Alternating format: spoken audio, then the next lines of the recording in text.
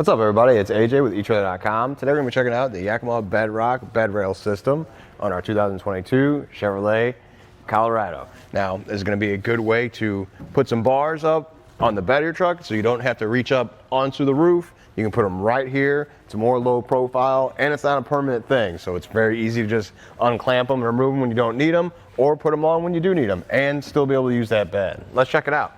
BedRock System uses the Yakima HD Bars. Now, we've had these down here for quite a bit, and they are as heavy duty as they say. You can see they got a little wear and tear, but not much. They have the T-track on top, so that's really handy for whatever kind of accessories you are going to use. You can either use the clamp-on style there, or you can peel this back, cut it to length with whatever accessories you're going to slide in that track. That way there's no clamp underneath.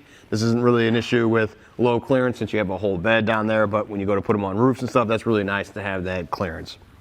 Also, on the end of the HD bars, you have these tie-down points that are built in, which is nice. They're on each side of the bars, so it never hurts to have more tie-down points when you need to tie something down. Looking at the tower a little more closely, we have a rubber pad that goes along the bottom and on the sides, so it's not going to just be resting on your bed rails. It's not going to be plastic and contact there, roughing it up. You have that rubber pad in between, so it's going to protect it even when it clamps into place. I talked about how being able to use your bed space is really important with this bed rail system. So how much space do you actually have? I measured from the top of this bed mat to the bottom of the bars. It's going to be about 22.5 inches of space. So that's the clearance level you have with loading your bed.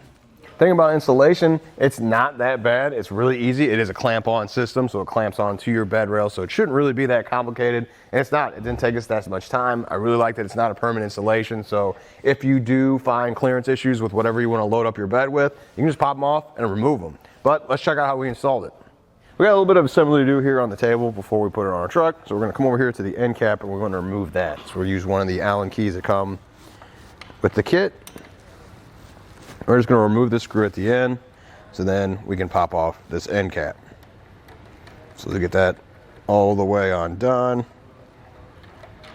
Looks like it's loose now, so I'm going to just flip it over.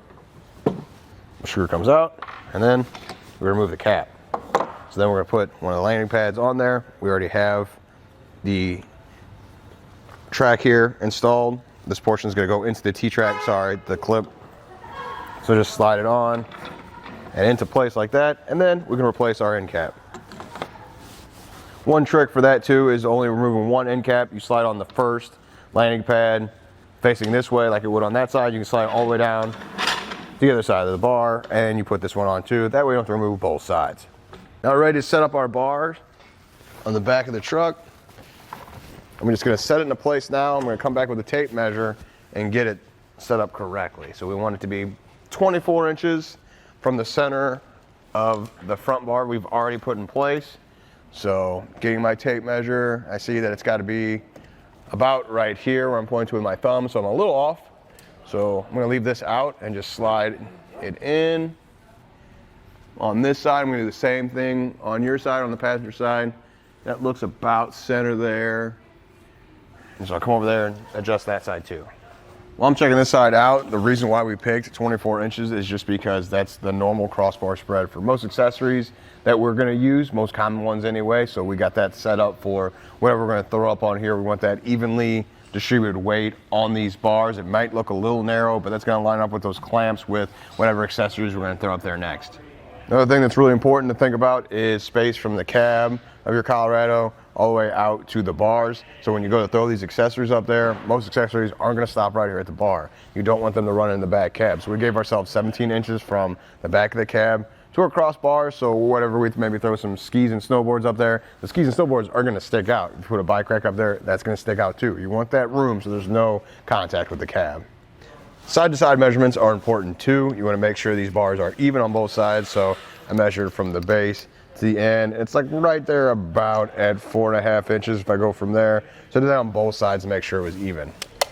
Now once you've got it in place, be very careful. Flip it over so we tighten down our pads so they don't move anymore. So it's not bad to get a second set of hands to help you flip it. That way everything stays right where it should be and you don't have to do all the measurements and everything over again. So just come in here with one of the Allen wrenches and tighten it down. Now we're ready to add the clamp. This part's pretty easy too. You want to unthread this bolt as much as you can at first. We'll leave this portion here up just to add our foot, and then we're gonna hook it in up here to our pad. You can see how it's got the hook on there. So push it in, and then it falls down into place. And then we'll come back and tighten this bolt up, which is gonna raise the foot to push pressure on the bottom of the bed rail. And you'll wanna get just a little resistance.